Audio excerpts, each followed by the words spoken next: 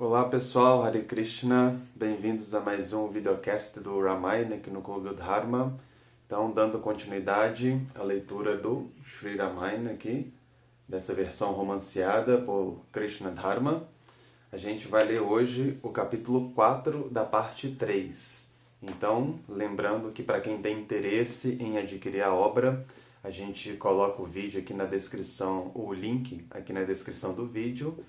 E é isso, né? A pessoa pode acessar lá e adquirir a obra física. Hoje a gente vai ler então esse capítulo 4, que é intitulado O Ilusionismo de Ravana.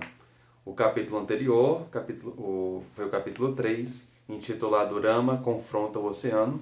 Então a gente viu que o exército que Rama reuniu com a ajuda de Sugriva chegou até a parte sul do continente. E a única coisa que separava eles de Lanka, que é onde Sita estava, era o oceano. E aí eles tiveram assim, que descobrir um jeito de como atravessar o oceano com um exército tão grande, um exército imenso. As descrições, assim, a dimensão do exército que eles reuniram é uma coisa assim, realmente assim, assustadora. Falava que tinha assim, 150 quilômetros assim, de área onde eles estavam, que o exército ocupava. Assim. Tamanho era a dimensão, né? Esse era o tamanho do exército, né? E aí a gente viu que Ramachandra ele confrontou o oceano. Então, né, ele se deparou com o oceano, sentou ali para meditar, para invocar a presença do oceano, a personalidade, ali, a divindade do oceano perante ele, para ele pedir o oceano para ajudar eles a atravessarem. Não recebendo uma resposta, o Rama pegou suas flechas e atirou no oceano para mostrar assim, né, que ele não estava ali de brincadeira, que ele estava ali realmente para cumprir o propósito do Dharma e que o oceano deveria ajudá-lo, né? Já que o propósito do oceano também é cumprir o Dharma dele. E aí a gente viu que no final das contas deu tudo certo, né? O oceano apareceu e ele falou que um dos macacos lá, né, do exército poderia ajudá-lo nessa tarefa. Que ele mesmo ajudaria, então, sustentando a ponte que seria construída sobre ele, sustentando pedras, sustentando madeira, árvores, etc. E agora, então, a gente vai ler o capítulo 4, o ilusionismo de Ravana. Em Lanka, Ravana recebeu relatos de seus espiões de que os macacos estavam agrupados fora da cidade. O apavorado Suka disse-lhe que o exército de Rama era inestimável em tamanho e poder. Ele recomendou que Ravana libertasse Sita de imediato. A sugestão de Suka enfureceu Ravana. Eu não devolveria Sita, nem mesmo se toda a hoste de deuses estivesse agora diante de Lanka. Ele gritou. Quando minhas flechas voarão de encontro a Rama, como abelhas em direção às flores da primavera, eclipsarei o seu exército, assim como o sol nascente obscurece as estrelas. Ravana se gabou de seu poder demoradamente. Ele não tinha intenção alguma de propor alguma espécie de acordo de paz com Rama. O demônio arrogantemente afirmou que seu poder era incomparável e que somente ele brilharia em combate. O rei demônio, no entanto, ficou impressionado com o fato de o exército ter cruzado o oceano com a ajuda de uma grande ponte. Ele precisava avaliar mais cuidadosamente o poder deles e ordenou que Suka e outro Rakshasa, Sarana, entrassem nas fileiras inimigas. Disfarcem-se devidamente e determinem o tamanho exato desse exército. Descubram quem são os generais e quem são os conselheiros de Rama. Digam-me ainda quem é o comandante-chefe. Suka e Sarana disfarçaram-se de macacos e se misturaram no exército de Rama. Mesmo adentrando-as muito profundamente, não conseguiram encontrar o fim de suas tropas. As forças dos macacos ocupavam bosques, montanhas, rios e planícies, até onde alcançava a visão. O exército se estendia pela ponte até a margem oposta e ainda se movendo em direção a Lanka. O som do exército de Rama era tumultuado e trouxe medo ao coração dos Rakshasas. Enquanto os dois espiões vagavam entre os soldados de Rama, Vibhishana os detectou. Ele os capturou e apresentou a Rama. Os macacos os chutaram e esmurraram enquanto eram arrastados em direção a Rama. Os Rakshasas, apavorados e temendo por suas vidas, uniram as palmas das suas mãos e suplicaram a Rama. Adorável Senhor, somos dois espiões enviados por Ravana para descobrir tudo acerca do seu exército. Por favor, poupe nossa vida. Rama riu intensamente e respondeu, não precisam temer por suas vidas, espiões. Se já viram o exército por inteiro, voltem para Ravana agora mesmo. Caso contrário, pedirei a Vibhishana que lhes mostre tudo o que desejam ver, após o que entreguem a seguinte mensagem ao seu rei. Rama queria que Ravana fosse totalmente informado sobre a imensidão das forças que agora cercavam sua cidade. Talvez o demônio tolo recobrasse a razão. Rama pediu aos espiões que dissessem a Ravana para mostrar toda a sua força. No dia seguinte, ele veria sua cidade, junto de suas muralhas defensivas e arcos, serem todos destruídos pelas flechas de Rama. Ao raiar do dia, Rama disse, extravasaria sua forte raiva sobre os Rakshasas. Os 2 espiões foram libertos e voltaram para a cidade. Estavam trêmulos quando chegaram diante de Ravana. Eles falaram, parece-nos que Rama e Lakshmana sozinhos poderiam desarraigar Lanka com suas muralhas, palácios e todo o exército de Rakshasas. A glória e o poder desses irmãos não conhecem limites. Eles estão unidos a um exército de Vanaras que parecem assustadores e que gritam de alegria com a perspectiva de uma guerra. Ó Senhor, abandone seu antagonismo enquanto ainda há tempo. Devolva Sita para Rama. Ravana urrou de raiva. Mais uma vez, seus seguidores de coração fraco estavam sugerindo algo com o que ele nunca poderia concordar. Mais uma vez argumentou que Lanka era impenetrável até para os habitantes do céu, quanto mais para alguns macacos.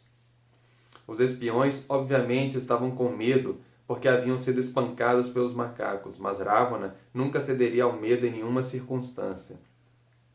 Seguido por Sukha e Sarana, ele subiu ao topo de seu palácio querendo ver por si mesmo o exército de macacos. Em pé no topo de seu palácio, branco como a neve, que tinha a altura de dezenas de altas palmeiras, Ravana olhou ao redor. Perto das muralhas da cidade, viu um oceano de macacos e ursos de cor escura. Ele focalizou seu olhar no chefe do exército e perguntou a Sarana os nomes dos principais macacos. Sarana respondeu, aquele macaco colossal que está de frente para Lanka e bufando como um touro furioso é Sugriva, o rei deles. Aquele ao seu lado, que se parece com uma nuvem de chuva trovejante, é Nila, seu comandante. Perto dele, o enorme macaco que anda de um lado para o outro e boceja de fúria repetidamente é Angada, o príncipe herdeiro. E há Hanuman, que sozinho devastou Lanka. Você já o conhece. Sarana passou a descrever todos os poderosos macacos generais, apontando-os um por um. O pasmo Rakshasa elogiou o poder do exército de Rama, que ele considerou inatacável. Ravana olhou cuidadosamente para os principais macacos. Eles estavam todos firmes, com os rostos voltados para a cidade. Brandindo árvores grossas e rochas semelhantes a picos de montanhas, eles gritavam e rugiam ansiosos para que a batalha começasse. Atrás deles estendia-se o vasto exército, cobrindo todas as partes visíveis da ilha de Lanka. Ravana viu Rama com Lakshmana brilhando juntos como o sol e a lua. Perto deles, Vibhishana estava de pé, segurando sua massa e cercado por seus 4 ministros. O rei demônio, com o coração agitado e indignado, falou áspera e raivosamente com seus 2 espiões que estavam de cabeça baixa. Como vocês ousaram glorificar em minha presença as forças inimigas? Nenhuma sabedoria ou bom senso existe em nenhum de vocês. Na verdade, toda a ignorância do mundo repousa sobre vocês 2. Por pura sorte, consegui manter a soberania de Lanka com ministros estúpidos como vocês. Eu deveria condenar vocês 2 à morte de uma vez. Minha raiva dificilmente diminui, mesmo quando penso em todos os seus serviços anteriores. Saiam daqui. Nunca mais quero ver vocês. Ravana ordenou que alguns outros espiões fossem trazidos rapidamente. Disse-lhes para irem para o exército de Rama e tentar determinar seu exato plano de batalha. Eles deveriam descobrir tudo sobre Rama. Quando ele dormia, quando ele comia, quais eram seus hábitos. Munido desse conhecimento, Ravana acreditava que seria capaz de derrotar seu inimigo. Os espiões, liderados por um demônio chamado Sardula, saíram rapidamente em obediência ao comando de Ravana. Chegando ao topo da montanha Suvala, olharam ao redor para o exército de macacos. Os Rakshasas estavam fora de si devido ao medo enquanto examinavam as vastas forças de Rama. À medida que avançavam em direção ao exército, foram redescobertos por Vibhishana, que estava constantemente à procura dos emissários de Ravana. Os macacos espancaram os demônios severamente e os arrastaram até Rama, mas o príncipe compassivo ordenou mais uma vez a sua libertação. Os espiões voltaram às pressas para Lanka. Ofegantes e aterrorizados, caíram diante de Ravana. O rei demônio disse a Sárdula: Você parece um tanto abatido, poderoso Rakshasa, mas tenho certeza de que você não caiu nas mãos de nossos inimigos enfurecidos. Sárdula respondeu com uma voz fraca: Senhor, é simplesmente impossível espionar esse exército. Eles são guardados por todos os lados por macacos como montanhas e são liderados pelo invencível Rama. Não há possibilidade de sequer lhes fazer uma única pergunta. Eu mal havia me misturado ao exército quando fui preso e levado perante Rama. Os macacos desfilaram comigo, fazendo-me marchar para frente e para trás em vários passos incomuns. Eles me atacaram com joelhos, punhos, palmas e dentes, até me jogarem diante de Rama num estado deplorável. Sárdula descreveu a Ravana a enorme ponte sobre o mar e como ela estava cheia de macacos e ursos que ainda invadiam Lanka. Como os outros espiões antes dele, o Rakshasa recomendou que Ravana devolvesse Sita, mas o rei demônio seguia inegociável. Ele não desistiria de Sita nem mesmo se ameaçado por todos os mundos reunidos. Ravana dispensou os espiões e foi para seus aposentos pensando em Sita. Talvez agora houvesse uma oportunidade de conquistá-la. Se ele pudesse de alguma forma convencê-la de que Rama estava morto, ela poderia ceder-se. Julgou que valia a pena tentar. Ademais, talvez, apenas talvez, ele pudesse realmente acabar perdendo-a para Rama. Essa poderia ser sua última chance de tentar ganhar o favor dela. O demônio decidiu enganar Sita. Ele convocou um Rakshasa chamado Vidyudjiva, especialista em ilusões, e ordenou-lhe que criasse uma cabeça idêntica à cabeça de Rama e um arco semelhante ao de Rama. Assim o farei, disse Vidyudjiva, que logo produziu a cabeça e o arco e os mostrou a Ravana. O rei demônio ficou satisfeito e pagou o ilusionista com um colar de pedras preciosas de valor inestimável. Ravana disse a Vidyudjiva para acompanhá-lo ao bosque de Ashoka para ver Sita. Ele encontrou Sita deitada sob uma árvore, suspirando repetidamente, ainda guardada por numerosos Rakshasis. Com Vidyudjiva logo atrás dele, Ravana foi diante dela e começou a falar. Seu marido, por causa de quem você me repreendeu, agora está morto. Donzela abençoada, suas raízes foram arrancadas e sua vaidade foi esmagada. Que valor tem um esposo morto? Case-se agora comigo. Eu a protegerei melhor do que qualquer outro homem. Deixe-me contar como Rama e seu exército foram devastados. Ravana inventou uma longa história sobre como o exército de macacos fora aniquilado pelos Rakshasas. Ele disse a Sita que foram exterminados durante a noite enquanto dormiam, exaustos depois da jornada pelo mar. Todos os principais macacos, incluindo Hanuman, estavam mortos. A cabeça de Rama foi decepada pelo comandante dos Rakshasas. Ravana fez com que Vidyudjiva lhe mostrasse a cabeça falsa. O ilusionista colocou a cabeça no chão diante de Sita. Ele entregou o arco que havia criado para Ravana e então desapareceu imediatamente do local. Depois de jogar o arco próximo à cabeça, Ravana disse: Olhe agora para o seu marido. Aí está seu famoso arco trazido aqui por Prahasta, depois que se livrou daquele ser mortal durante a noite. Sita olhou para a cabeça. Assemelhava-se muito a Rama, com os mesmos olhos grandes e a mesma joia esplêndida em seu cabelo. A princesa começou a chorar e caiu ao chão. Ela gritou, censurando Keikei. Mulher cruel, agora fique satisfeita com seu trabalho. Veja o que você fez à casa nobre de Raghu. Como posso continuar a viver? Tudo está acabado agora. A morte de um marido antes de sua esposa é uma grande catástrofe. Sita lamentou-se continuamente. Como isso aconteceu? Os astrólogos reais previram que Rama teria uma vida longa e governaria a terra. O espírito do tempo é imparável, gritou Sita. Ó Rama, certamente você está agora reunido com seu pai, mas e quanto a mim? Você não se lembra do voto solene que fez em nosso casamento? Você declarou que sempre me protegeria e me levaria para o outro mundo com você. Como pôde me abandonar agora? A princesa se sentia despedaçada. Ela pensou em Kaushalya e Sumitra. Ambas morreriam no mesmo instante em que ouvissem a terrível notícia. Considerando que ela foi a causa da morte de Rama, Sita se condenava. Ela disse a Ravana: Mate-me sem demora, demônio. Coloque meu cadáver sobre aquele de Rama e faça o encontro de um marido com sua esposa. Enquanto Sita chorava dessa forma, um mensageiro se aproximou de Ravana. Ele chamou o demônio e sussurrou que a presença dele era convocada com urgência na câmara do conselho. Prahasta havia chegado e aguardava ordens para começar a batalha. Ravana deu as costas para Sita. Não havia tempo a perder. As forças formidáveis de Rama tinham que ser controladas imediatamente. O demônio deixou o bosque de Ashoka sem demora e caminhou rapidamente em direção aos seus aposentos. Assim que saiu, uma Rakshasa chamada Sarama, esposa de Vibhishana, foi até Sita. Levando-a para longe das outras guardas Rakshasas, ela tranquilizou a princesa. Eu ouvi o que Ravana lhe disse, mas você não deve acreditar nele. Ele é um grande trapaceiro e mentiroso. Ó gentil princesa, retome sua antiga confiança. Rama não está morto. Mesmo agora, o rei demônio está fazendo planos para defender a cidade das forças dos macacos, liderados por seu esposo invencível e seu irmão. As palavras de Sarama para Sita carregavam sua afeição. A Rakshasi era tão piedosa quanto seu marido e muitas vezes confortava a princesa em luto. Ela garantiu a Sita que a suposta cabeça de Rama era uma ilusão conjurada por Ravana e seu seguidor inescrupuloso. Enquanto Sarama e Sita se falavam, ouviram o estrondo de tambores de guerra, bem como o clamor das tropas e o toque de incontáveis trombetas. Era óbvio que uma batalha estava para começar.